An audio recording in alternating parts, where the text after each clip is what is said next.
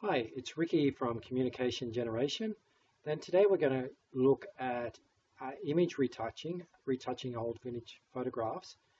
And I've got an old photo here that's looking a bit daggy. Then we're going to fix it up. My wife's laughing because I said daggy and half the world audience won't understand. Have a look at some of these dodgy areas. There's sort of coffee stains on it and things like that. Half the face is missing over here. And we're going to look at some of the tools that you can use in Gimp, open source software, to retouch this image. Then I've used Control and Scroll to come in a little bit here. I'm only going to choose a random spot to start with. Let's have a look at her arm. I'll use this. If I have the layer selected over here on the left, or on the right I should say, then if I click the space bar, it'll go on and off. This little item visibility. Then I'm actually going to click my heal source tool, which is the one with the little band-aids, and you can follow along with what I'm doing down the bottom here. You can see what tool I'm using. Then I'm going to go and click that, and that means I can now scroll a little bit more easily. If I click on the image, and then I can, holding my space bar, I can then drag my mouse where I want to go. Then let's have a look at this spot on her arm and some of these cracks down here, and we'll use the heal tool to simply heal a few of these. And let's look at this area here. Normally we might work a bit more systematically and go from one side of the image to the other. But for this exercise, I click here, and then I'm going to, alright, I'm going to work on this a little bit. My computer's actually jamming up a little running the recording software as well. And control, and I think it's alright. Then it's confused whether I'm using the image processing or Gimp, but you won't have that problem because you're not recording. Then click. There's a few settings here. None for the tool options here for the heal tool. There's like none, aligned, registered, or fixed, and that's for another video, but for today I'm going to use none. And I've got a little brush here, and I'm going to click over here, set my source by control clicking, and it's a wiggly motion, and it's getting a place very similar. And what the heal tool will do, it'll merge some of this and some of that. Then if some places are a little more extremely blotted out, like the stark color differences and things like that, you can actually opt for the clone stamp tool, and you'll use it the same way. You'll set your source, and I have it on alignment none as well, and I can paint in a little bit there. Back to the heal tool. Now there's a shadow down here. Then we want to set our source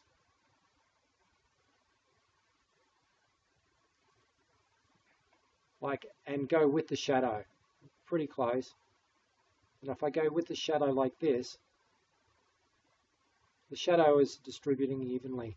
And I'm using a brush which is one that I made. It's a hardness 50. Then it has quite soft edges. At the moment I'm using that one. I'll go and do this little bit here as well. And then we can simply go around and fill in some of these cracks like this. And say if we did over here, we'd follow the shadows here and sort of follow the shadows. A little bit of brushing up and down. I could fix that. Then that's the heal tool. Something a little more complex while we're using the heal tool, we could also say, this is not really straight, but say this is a straight line that we wanted to fix. Then we could set our source and change it from fixed to align or something like that. And then click and shift, and it'll run Now I clicked Shift when I made the second click down here further, and then it followed that line along. Then using space and moving my mouse with my finger or thumb on space, we might work on some of these bits over here, or a working example. And you can see over here on the left I can change my brush size to a size that sort of suits the canvas, suits the size of this crack a little bit bigger. We don't want to go, we want to keep as much of the original as we can there. And I'm changing the size using the brackets. And that's the shortcut you can use for changing your brush size, where you don't have to mess over here where it's quite fiddly. And then Control click, and sometimes I'll swirl it around a little bit. I left a little artifact there. Go back and clean that up. Right. Now that's how I do it. And I might follow the shadows here. You can even use different sized brushes if you're really concerned about these edges. But yeah, I'm following, and you can control.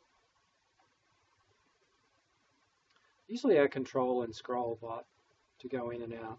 I guess there's like little zoom buttons as well. There's little scrolls here on the bottom. If for some reason yours doesn't scroll. And I guess you could also change the percentage to go in and out. I'm sure there's other ways as well, but Control click. I'm used to pressing Control. Yep, then we could keep going on, and we could, I'm going to use this down here to make the image a bit bigger. And we could even, for more detail, go in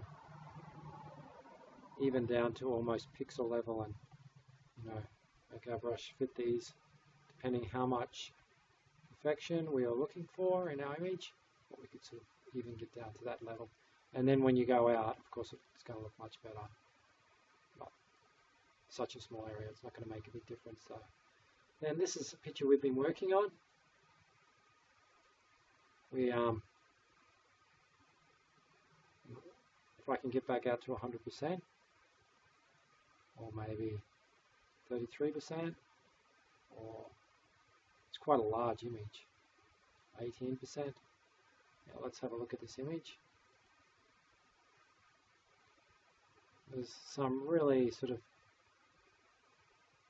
degraded areas.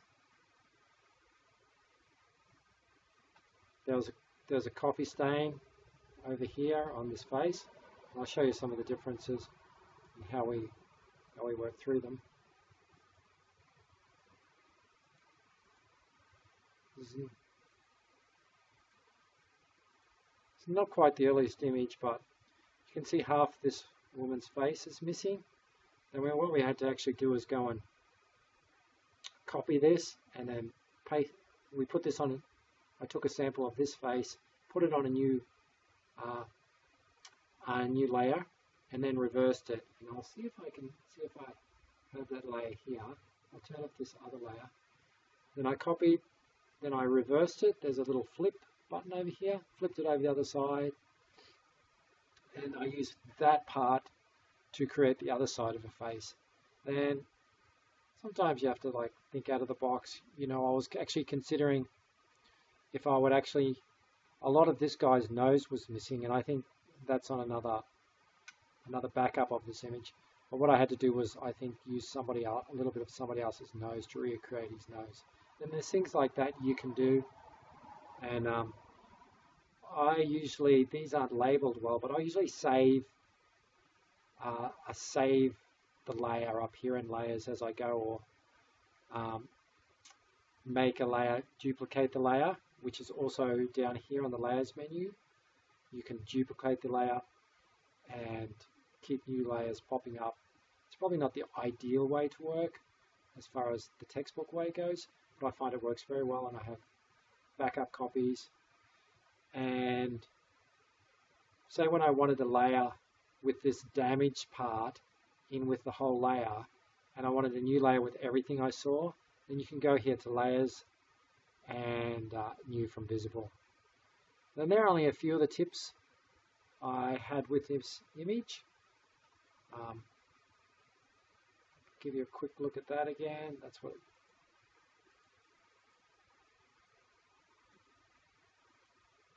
Let's have a look.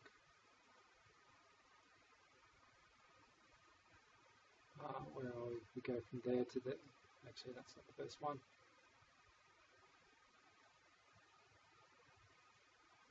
Yeah, then you can see that. I'll switch this on and off a few times to see the difference. See if there's anything else we can talk about.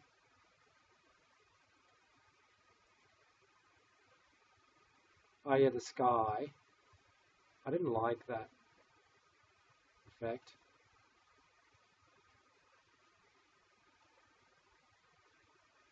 Same again with here with the roof of the house. I think there was a hole in the roof. This is not using the, this is an earlier version or something. There was actually a hole in the roof of this house we had to patch up. In the sky here, there was all these brown marks in the sky. You can't see them in this version either, but we took a sample using this eyedropper tool.